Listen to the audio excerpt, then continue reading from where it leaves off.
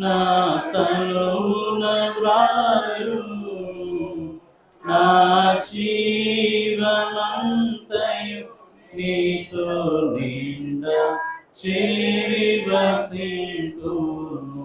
నా జీవమంతయు నీతో నిండా చేరి వసింతును. మన ప్రభువు యేసుక్రీస్తు ప్రభువు వారి యొక్క కృప సమాధానం కుడిస్తున్న నిండుగా మెండుగా ప్రభు ప్రసాదించును గాక. ఆమేన్. పరిశుద్ధ గ్రంథం నుంచి యోహాను సువార్త 11వ అధ్యాయం 25-26 వచనాలు చదువుకుందాం. మత్తయి సువార్త, యోహాను సువార్త.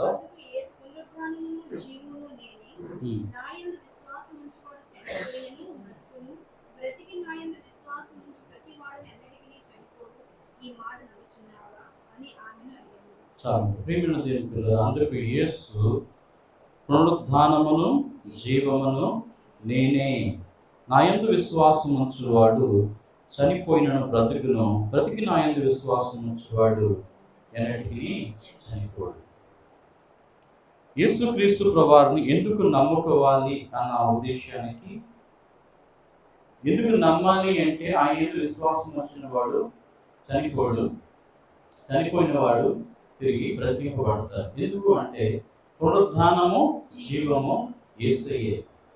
పునరుద్ధానము జీవము యేసు ప్రభువారే కనుక ఆయన యందు విశ్వాసం ఉంచేవారు బ్రతుకుతారు. ఈ మాటను అన్యులైన వారు ప్రశ్నించవచ్చు, ఏమని? మరి ఎందుకయ్యా మీ క్రైస్తవ భక్తులు చనిపోతున్నారు?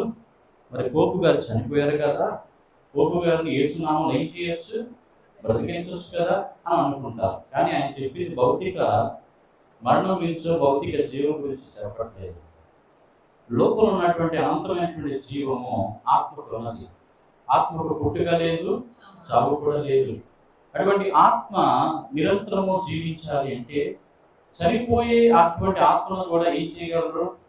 ఆయన వాక్కు చేత బ్రతికించగలరు. అందుకని నీ వాక్యమే నన్ను బ్రతికించను, అదే నా బాధలు నెమ్మది కలిగించను. దేవుని వాక్యము మన ఆత్మను బ్రతికిస్తుంది.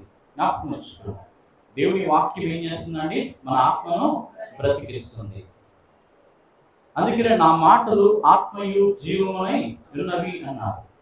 ఆయన మాటలు ఏంటంటే ఆత్మయు జీవమై ఉన్నాయి. మనిషి శరీర జీవితంలో ప్రతి మనిషి కూడా చచ్చిపోతాడు. మరణము అందరికీ సహజంగా వచ్చింది. మరణానికి ధనికుడని, గొప్పవాడని, బీదవాడని, పొలిటీషియన్ అని, ముఖ్యమంత్రి అని, ప్రధానమంత్రి అని, ప్రెసిడెంట్ అని తారతమ్యం లేదు. ఎవరికైనా మరణము ఒకటే. మరణము మనిషిని చూసి ఇగో ఈ వ్యక్తి నేను రాను అని అనడానికి వీలు లేదు. మరణము చిన్న పిల్లవాడికి రావచ్చు, పిల్లవాడికి రావచ్చు, యవనస్తులకు రావచ్చు, అలాగే యంగ్ అంటే వారి యొక్క కౌమార్యంలో కూడా రావచ్చు, వృద్ధాప్యంలో కూడా రావచ్చు, అలాగే గర్భంలో ఉన్న శిశువు కూడా మరణము రావచ్చు. మరణము ఎవరికి చుట్టము కాదు, అందరికీ ఒకటే. మరణావస్థ స్థితి అందరికీ ఒకటే కనుక మరణము ఎప్పుడు ఎవరికి ఎలా తటస్థిస్తుంది ఎవరికి కూడా తెలియదు. హాయిగా నిద్రపోతున్నాం అనుకున్న వారు హాయిగా గాలిలో ప్రాణాలు కలిసిపోయిన రోజులు కూడా చూస్తూ ఉన్నాం. మరి ఫ్లైట్ యొక్క మరణము మరి ఇలా ముగిసిందో లేదో, మరి ఇదే సంవత్సరంలో బస్సు మరణాలు మరి వరుస క్రమంలో జరుగుతూ ఉన్నాయి. కనుక బస్సు మరణము అనేది, బస్సులో హాయిగా అర్ధరాత్రి అయినప్పుడు అందరూ ఏం చేస్తారు? చక్కగా నిద్రపోతారు. హాయిగా ఏసీ ఉంటుంది కనుక ఏం చేస్తారు? కళ్ళు మూసుకొని బస్సు ఉయ్యాలు ఊపుతా ఉంటే ఆ ఉయ్యాలు ఊపుడులో ఏం చేస్తారు? చక్కగా నిద్రపోతూ వెళ్ళిపోతూ ఉంటారు. అలాంటి నిద్రలో నుంచి అగ్నికి ఆహుతి అయిపోయి సజీవ దహనం అయిపోయినటువంటి వ్యక్తులను వాళ్ళు తరచుగా న్యూస్ వాళ్ళు ఏం చేస్తున్నారు? పదే పదే చూపిస్తూ ఉన్నారు. మరణము ఎప్పుడు ఎవరికి ఎలా తటస్థిస్తుందో తెలియదు. కనుక బ్రతికి ఉన్నప్పుడే నిజమైనటువంటి దేవుని, నిజమైన రక్షకుని తెలుసుకోవాలని ఈ వాక్యం ద్వారా మనం తెలుసుకోవాల్సిన వారమైనా. అందుకని ప్రభువును విశ్వసిస్తే మీరు చనిపోయినా బ్రతుకుతారు, బ్రతికినా బ్రతుకుతారు, ఎన్నటికీ చనిపోడు. ఇంత గొప్ప సువార్త ఎవరైనా చెప్పారా? ఈ అవతార పురుషుడైనా నువ్వు చచ్చిపోతుంది బ్రతికిస్తానని అన్న వ్యక్తి ఉన్నాడా? కానీ యేసు ప్రభువారు మాత్రమే అంటున్నారు, నేను మిమ్మల్ని బ్రతికిస్తాను అంటున్నాడు. ఆయన మాటలు మనం ఏం చేద్దాం? విశ్వసిద్దామా వద్దా? నమ్మసక్యంగా ఉన్నాయా లేవా? ఆయన భౌతిక దేహాన్ని రక్షించడానికి రాలేదు, ఆయన ఆత్మను రక్షించడానికి వచ్చారు. అందుకని ఏ ఆత్మీయులు నశించుట నాకు ఇష్టం లేదు అన్నారు, కానీ ఏ శరీరులు నశించుట నాకు ఇష్టం లేదని ఇక్కడ ఆయన వచించలేదు. కానీ భౌతిక ప్రపంచానికి మరి ముఖ్య ఉద్దేశం ఇస్తూ అనేకులైన వారి బోధలు చేస్తూ మరి విశ్వాసంలో ఉన్న వ్యక్తులను తప్పుద్రోవ పట్టిస్తున్న వాళ్ళను మనం చూస్తున్నాం. యేసయ్య వచ్చింది నిత్య జీవం ఇవ్వడానికి అని అనడానికి చాలా వాక్యాలు ఉన్నాయి. నశించుచున్న దానిని వెతికి రక్షించడానికి మనిషి కుమారుడు ఈ లోకానికి వచ్చినాడు. మనము ఇంట్లో పాపంలో ఉంటుండగా క్రీస్తు మన కొరకు చనిపోయాను. దేనికోసం చనిపోయాడు ఆయన? మనుషులను పాపం నుండి విమోచించడానికి చనిపోయాడు.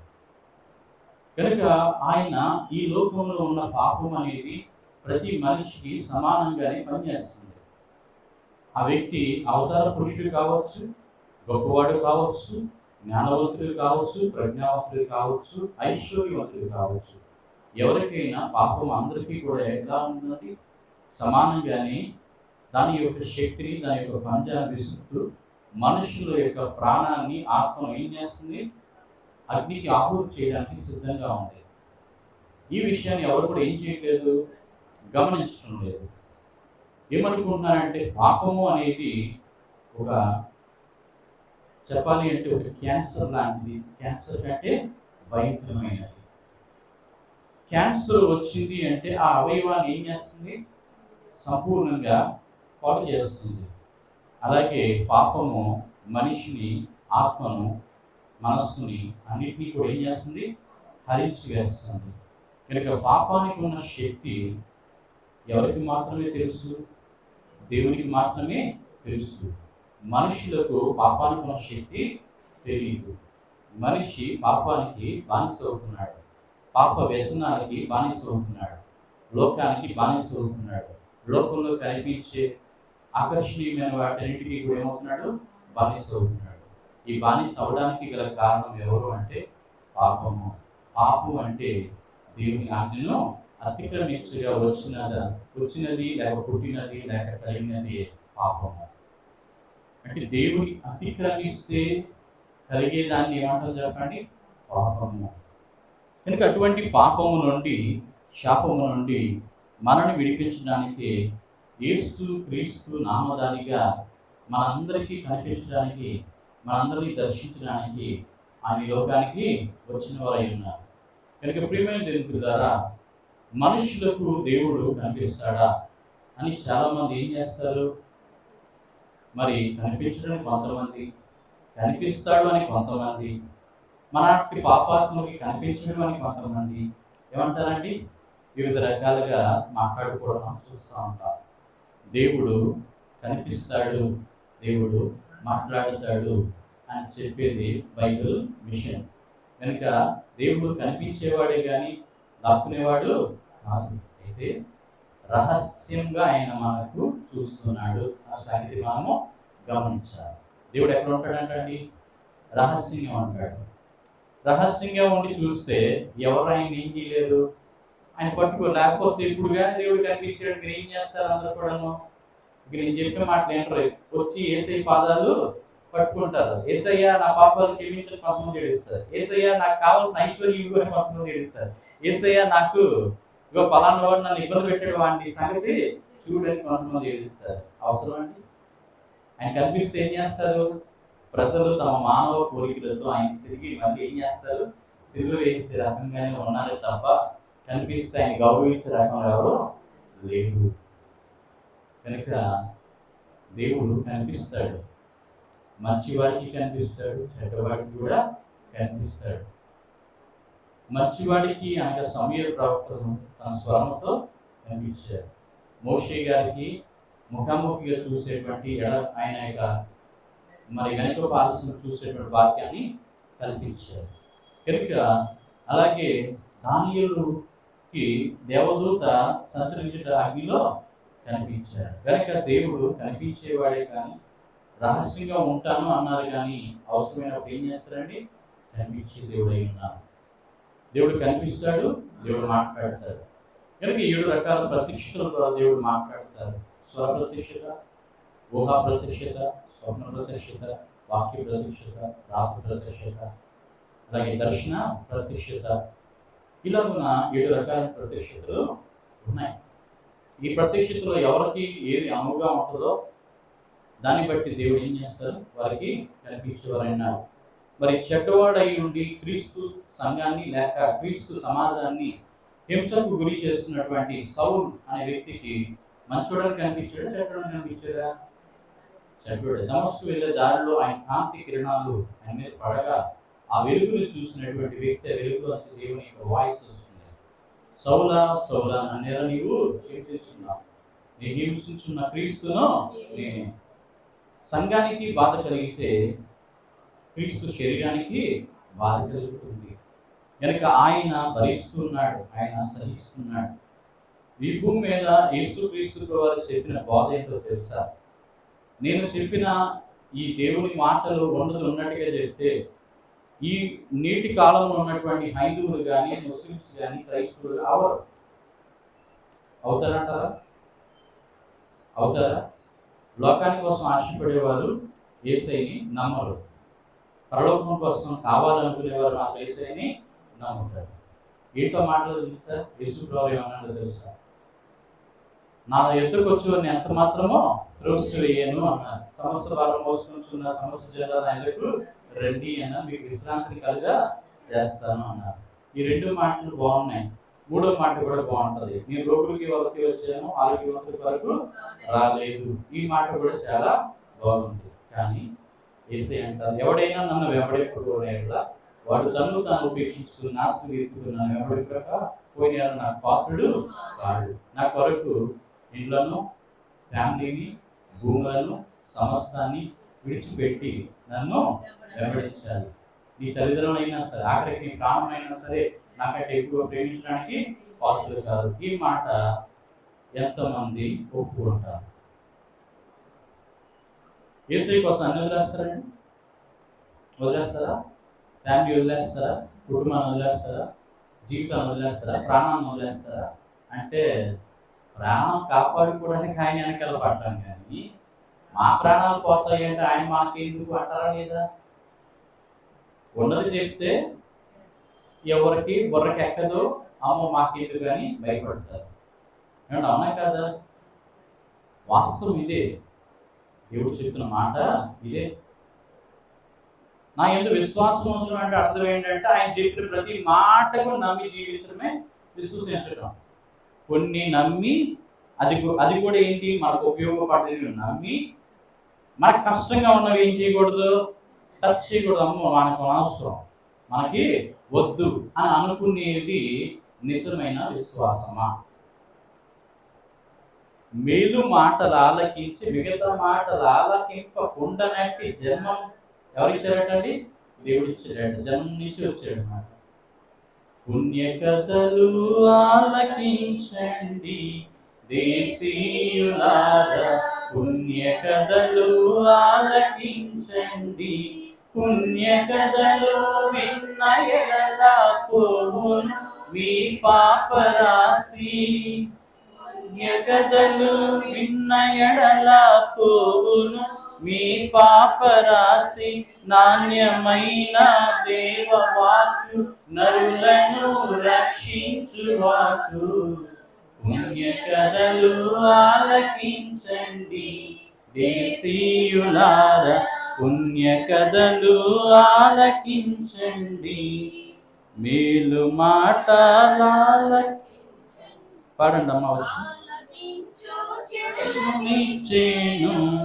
దేవాది దేవుడు ఆలకించు శక్తినిచ్చేను. అన్నియు పరీక్ష చేయు, ఆలకించి తెలివి కలిగి అన్నియు పరీక్ష చేయు. బయలుపడును పూర్తిగాను. పుణ్య కథలు ఆలకించండి దేశీయులారా, పుణ్య కథలు ఆలకించండి. పగవాడు చూచి ఆలకింపకుండ చేయును, లాలకించి మిగత మాటలాలకింప, మేలు మాటలాలకించి మిగత మాటలాలకింప, జలకుండ నట్టి తెలివి జన్మమంది దేవుడిచే. పుణ్య కథలు ఆలకించండి దేశీయులారా, పుణ్య కథలు ఆలకించండి. కనుక ప్రియమైన దేవులారా, మనందరికీ వేరు మాటలు కావాలి కానీ మనకి బాధ పెట్టే మాటలు అయితే మనకి వద్దు. మనకు వద్దు. మనకు చాలా దూరంగా వాటికి మనము ఉంటాము, వ్యవహరిస్తాము. దానివలన మనకు వేలు కలుగుతుందంటారా? ఆత్మకు వేలు కలుగుతుందా? పరలోకానికి వెళ్ళే అవకాశం దొరుకుతుందా? దేవునిలో సంపూర్ణత అనేది మనకు విశ్వాసం కలుగుతుందా అనే దాన్ని మనం ఏం చేయాలా? పరీక్షించుకోవాల్సిన అవసరం మనకి ఉంది. దేవుడు కష్టాలు తీసేస్తాడు, అప్పులు తీసేస్తాడు, ఇబ్బందులు తీసేస్తాడు, గ్రామీణ కార్యాలు చేస్తాడు, మేలు చేస్తాడు, అద్భుతాలు చేస్తాడు, ఆశ్చర్య కార్యాలు చేస్తాడంటే జనాలందరికీ కూడా ఇవి మేలు మాటలు అన్నమాట. ఏం చెప్పండి? మేలు మాటలు. ఈ మేలు మాటల కోసం వచ్చిన వాళ్ళందరూ కూడా ఈ లోకంలో మేలు పొందుతారు కానీ నరకానికి మాత్రం ఖచ్చితంగా పోయే అవకాశం ఉంటుంది. ఎక్కడికి వెళ్ళరు? ఎవరి కోసం పనిచేస్తే వెళ్తారు? ఎవరి కోసం జీవిస్తే వెళ్తారు? ఎవరి మాటకి సంపూర్ణంగా లోపడితే వెళ్తారు? దేవుని మాటలు. అయ్యా మాకు ఇవేమవుతుంది, I don't follow your words but you have to give us whatever we want in our life అంటే ఇస్తాడు. దానికి దేవుడు లేదని మాత్రం అని అనట్లా. అలా గైడ్ చేసిన వారిని, అలా గైడ్ చేయబడిన వారిని తీసుకెళ్ళి ఎక్కడ వేస్తారో తెలుసా? నిత్య నరకాగ్ని గుణంలో వేస్తారు. మిస్లీడింగ్. ఇది ఏం చెప్తారంటే తప్పు ద్రోవ పట్టించడం. సర్వ సృష్టికి వెళ్ళిన సువార్త ప్రకటించండి అని చెప్తే వీళ్ళు ఎక్కడున్నారో అక్కడే. ఆంధ్రప్రదేశ్ అంటే ఆంధ్రయే, తెలంగాణ అంటే తెలంగాణే. సైట్ సీయింగ్ కోసం ఫారిన్ కంట్రీస్కి వెళ్ళి ఏం చేస్తారు? డబ్బులు లాగా వీళ్ళు సువార్త అంతా మేము ఆంధ్రాలో ఏం చేస్తున్నాం, ఎంత ఓడ పొడుస్తున్నామని చెప్పి అంత చూపించి ధనాన్ని కొంచెం ఏం చేస్తున్నారు, కూడబెట్టుకొని దేవుడి దగ్గర అవిధేయులు అవుతున్నారు. గమనించండి, ఎవరిని నమ్మాలి, ఎవరు నమ్మకూడదు అనే విషయాన్ని బైబిల్ని బట్టి మనం ఏం చేయాలా? తెలుసుకోవలసిన వారమే ఉన్నాం. కనుక ఈరోజు దేవుని వాక్యాన్ని వినడానికి మనుషులు ఇష్టమో చూపించట్లా. ఏం వినడానికి ఇష్టపడుతున్నారు? ఆశీర్వాదాల కోసమే ఇష్టపడుతున్నారు. ఆశీర్వాదము దేవుడు ఇచ్చాడు అంటే నమ్ముతారా లేదా? మీరు మీకేం తప్పు చేశాడండి దేవుడు?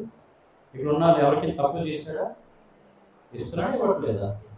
మీరు కష్టపడడానికి శక్తి ఇస్తున్నాడు, కష్టపడే శక్తి ఇస్తున్నాడు, సంపాదించుకునే శక్తి ఇస్తున్నాడు, జ్ఞానం ఇస్తున్నాడు, చక్కగా ఆరోగ్యాన్ని కూడా ఇచ్చారు. ఎవరిని మనసు పట్టేటట్టు దేవుడు చేయలేదు. మరి ఇంత మంచి దేవుడు సహాయం చేస్తా ఉన్నాడు కదా, అవునా కదా? మీరు మీ వ్యక్తిగత ప్రార్థనలో ప్రతిదినము దేవుడు ఏది అడిగినా సరే ఏం చేస్తున్నారు? దేవుడు కాదని కూడా మీకు ఇస్తానే ఉన్నాడు. కనుక దానికోసమని ప్రజలు అందరికీ కూడా దేవుడు ఆశీర్వాద కోటాలు అని పెట్టి ఆశీర్వాదాల కోసం రండి అంటే అక్కడికి వెళ్తేనే ఆశీర్వాదాలు వస్తాయంటారా? దేవుడు మిమ్మల్ని ఆశీర్వదించట్లేదు అంటారా? ఎక్కడ ఆశీర్వదిస్తాడు దేవుడు మిమ్మల్ని?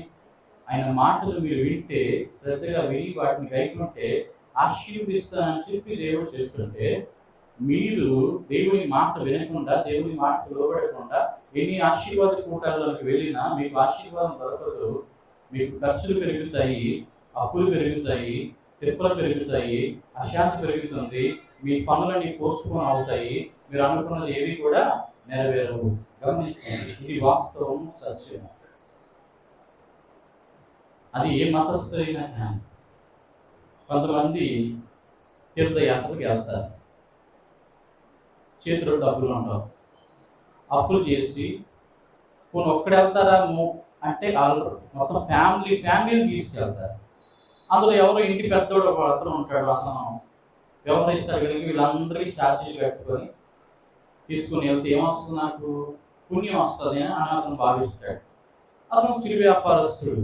ఈ చిరు వ్యాపారస్తుడు ₹1,00,000 అప్పు చేసి మొత్తం ఒక 50 మంది 40 మందిని ఏం చేస్తారు, టికెట్లు కట్టి దర్శనానికి టికెట్లు తీసుకొని ప్రసాదాలకు టికెట్లు తీసుకొని ఎంతో కష్టంతో భక్తితో మరి వీళ్ళు వెళ్ళి అక్కడ ఏం చేస్తారు, వారి భక్తిని వారికి ఉన్న విశ్వాసాన్ని వారు అక్కడ కనపరిచి తిరిగి మళ్ళీ దేంతో వస్తారండి, బోడిగుండుతో వస్తారు. తీసుకెళ్ళిన డబ్బులన్నీ కూడా అయిపోతాయి. ఇంటికి వచ్చిన తర్వాత మళ్ళీ పనులు స్టార్ట్ చేస్తామనేసరికి ఓడినప్పుడు ఏం చేస్తున్నాను, అనారోగ్య పరిస్థితులు, ఎవరికి కూడా ఏముండదు, మళ్ళా మనస్పర్ధలు గొడవలు కూడా అవుతాయండి.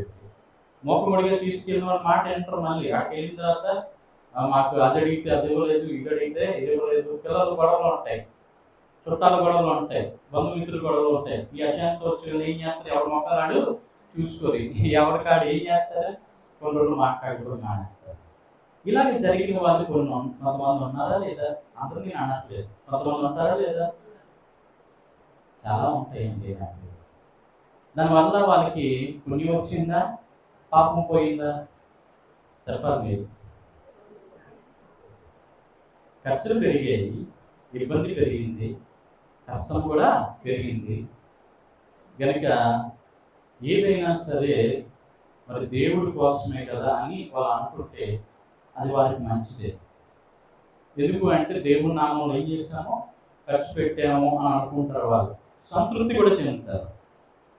అది హిందువులైనా, ముస్లిమ్స్ అయినా, క్రిస్టియన్స్ అయినా ఏంటో చెప్పండి, ఆత్మ సంతృప్తి లేదా మనో సంతృప్తి అనేది ఎక్కడ వస్తుందంటే గుళ్ళు గోపురాలు దేవుడి దగ్గరికి వెళ్ళి ప్రదక్షిణ చేసుకొని పూజలు చేసుకుంటూ దేవుడికి ఇవ్వాల్సింది ఇస్తే ఏం చేస్తారు వాళ్ళు, దాని ద్వారా వారి యొక్క మనో సంతృప్తి చెందుతూ ఉంటారు. కొంతమంది హైందవ బిడ్డలు చెప్తూ ఉంటారు, ఈరోజు పూజ చేయలేదు, మనసు ఏదో లాగా ఉంది అంటారా లేదా, ఈరోజు చర్చికి వెళ్ళలేదు, మనసు ఏదో లాగా ఉంది, ఈరోజు నమాజ్ చేయలేదు, ఏదో లాగా మనసు ఉంది అని ముస్లిమ్స్ అంటారా లేదా.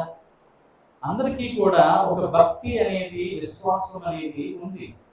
కానీ వారి వారి ధర్మాల్లో మరి ఏమి దేవుడు రాయించడం నాకైతే సరిగ్గా అవగాహన లేదు. కానీ నేను చెప్పగలిగేటువంటి విశ్వాసం ఏది ఉందంటే బైబిల్ సంబంధించిన విశ్వాసం బాగా చెప్పగలను. అదేంటంటే యేసుని నమ్మితే మోక్షం ఖచ్చితంగా దొరుకుతుంది, యేసుని నమ్మితే పాపములు ఖచ్చితంగా క్షమించబడతాయి, యేసుని నమ్మితే సమస్త పాపములు పోవడమే కాదు, సమస్త కీడులు తొలగిపోవడమే కాదు, సమస్తమైనటువంటి దీవెనలు కూడా కలుగుతాయి.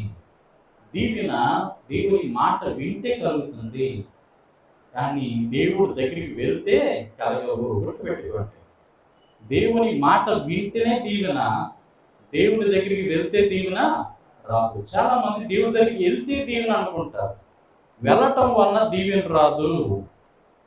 విని దానిని అనుసరించడం వలన ఏమొస్తుంది, దీవెన వస్తుంది. ఇప్పుడు మీరు కూడా ఇక్కడ దేవుడి సన్నిధికి రావటం వలన దీవెన కాదు, కానీ విని దానిని అనుసరించడం వలన మీకు దీవెన కలుగుతుంది. వాస్తవమా కదా?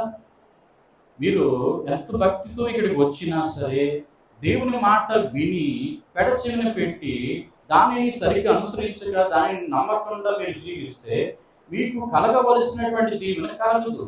దేవుని వాక్యం స్పష్టంగా తెలియపరుస్తుంది ఏంటంటే, నా మాటలు శ్రద్ధగా విని వాటిని అనుసరించి నడుచుకునే ఈ దీవెన నీ మీదకి వచ్చి నీకు ప్రాప్తించును. నన్ను ప్రేమించిన వారిని ఆస్తికర్తలుగా చేయడం, వారి నిధులను నింపుదును. ఈ మాట నమ్మితే కదా దేవుడి మహిమను, దేవుని ఆశీర్వాదాన్ని మన జీవితంలో చూస్తాము. అయితే చాలా మంది దేవునికి సాక్ష్యాలు ఎలా చెప్తారంటే భౌతిక సాక్ష్యాలు ఎక్కువ, శారీరకంగా ఎదిగినటువంటి ఆశీర్వాదాలే దేవుడి గురించి చెప్తూ ఉంటారు. అది దేవునికి మహిమ అనేది ఏమాత్రం కాదు. నీవు ఆత్మీయంగా ఎదిగినప్పుడు సాక్ష్యం చెప్తేనే ఏం చెప్పండి, అది దేవునికి మహిమ. సాక్ష్యం అనేది ఎలా ఉండాలంటే, అయ్యా దేవుడు సన్నిధికి వచ్చినప్పుడు నాకు వ్యసనం ఉండేది, నేను రోజు గుట్కా నవ్వేవాడిని, లేకపోతే ఖైనీ నవ్వేవాడిని, తాగుబోతుగా ఉండేవాడిని, లేదా వ్యభిచారిగా ఉండేవాడిని, లేకపోతే రకరకాలైనటువంటి చెడు వ్యసనాలు నాలో ఉండేవి. వచ్చిన తర్వాత వీటన్నిటి నుంచి ఏం చేశాను? విడుదల పొందానంటే అది సాక్ష్యం. దేని నుంచి విడుదల పొందావు? పాపం నుంచి విడుదల పొందడమే గొప్ప సాక్ష్యము. పాపం నుండి విడుదల పొందిన తర్వాత కలిగినటువంటి ఆశీర్వాదం ఏంటి అంటే, నాకు డబ్బులు వీళ్ళు వచ్చాయి. అంటే రోజు ఒక బాటిల్ మంది వేస్తే ఎంత అవకాశం అవుతుంది? 250 రూపాయలు అనుకున్నాం. రోజు 250 రూపాయలు అంటే నెలకి ఎంత అవుతుందండి? లెక్కలు మాస్టర్ ఎవరున్నారు? 250 ఇంటూ ఎంత? 30. ఎంత అవుతాము? 4,000? 6,000 అవుతుంది. చూసారా? అంటే 6,000 మిగిలియా లేదా? తాగుబోతులు దేవుడు సన్నిధికి రావడం వలన ఎంత మిగిలింది ఆయనకి? 6,000 మిగిలింది. ఇప్పుడు 6,000తో ఫ్యామిలీని కొంచెం బాగా చూసుకుంటాడా లేదా? పిల్లలు చక్కగా చదివించుకుంటాడా లేదా? రోజు కూడా ఖైనీ గుట్కా అనేది చేస్తాడు. దానికి రోజుకి 10 నుంచి 20 రూపాయలు ఖర్చు అవుతాయి. దాంతో పాటుగా అదొకటే కాదు, మన సిగరెట్ కూడా అలవాటు ఉంది. రోజుకో పెట్టి తాగేస్తాడు. మొత్తం కలిపి ఒక 50 రూపాయలు వేసుకోండి. ఈ 50 రూపాయలు ఇంటూ 30 ఏమవుతుంది?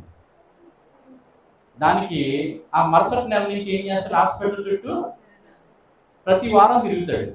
దానికి ఒక బిల్లు 2,000 రూపాయలు. ఇప్పుడు వేసుకోండి ఎంత అవుతుంది? మనిషికి 3 నుంచి 4,000 రూపాయలు దానికి తగిలేస్తాం. ఆరోగ్యము బాగోదు, పనికేది కష్టం, పని మీద కాన్సన్ట్రేషన్ పెట్టి పని చేయలేడు, ఏదీ లేదు. అనారోగ్యం అంటే పని ఎక్కడ చేస్తాడు? అప్పులు చేయడం మొదలెడతాడు. తిప్పలు అప్పుడు ఎందుకు పెరుగుతున్నాయి అంటే, వ్యసనాల వలన, పాపం వలన మనిషి ఏమవుతున్నాడు? నీరు గారి అప్పులు పాలవుతున్నాడు. ఈ విషయం ఎవరికి తెలియదు? మనుషులు తెలియదు. యేసయ్య దగ్గరికి వస్తే కలిగే ఉపయోగాలు ఇవ్వండి. ఆశీర్వాదాలలాగే ఉంటాయి. ఉపయోగాలు కూడా ఎలా ఉంటాయి చెప్పండి? ఆశీర్వాదాలు. దేవుడి దగ్గరికి వస్తే నీకు మనస్సు కాన్సన్ట్రేషన్ కుదురుతుంది. నువ్వు చేసుకున్న పని చక్కగా అవుతుంది. నీకు సామర్థ్యాలు పెరుగుతాయి, జ్ఞానం పెరుగుతుంది, వివేచన పెరుగుతుంది, అలాగే నీ మీద నీకు అవగాహన పెరుగుతుంది. అది ఎక్కడ కలుగుతుంది అంటే, దేవుని సన్నిధిలోకి వస్తే నీకు కలిగేటువంటి ప్రయోజనకరమైనటువంటి పని. లేకపోతే ఏమవుతుంది? నిష్ప్రయోజనంగానే ఉంటారు, నిష్ప్రయోజనంగానే జీవిస్తారు. కనుక దేవుని యేసు ప్రభువుని నమ్ముకోవడం వలన ఎవరు పాడైపోయారు అన్న మాట ఒక మాట కూడా ఎక్కడ లేదండి. మేము యేసుని నమ్ముకున్నామో మా జీవితం నాశనం అయిపోయి అనేవాళ్ళు ప్రపంచంలో ఇప్పటి వరకు ఒక్క వ్యక్తి కూడా లేరు.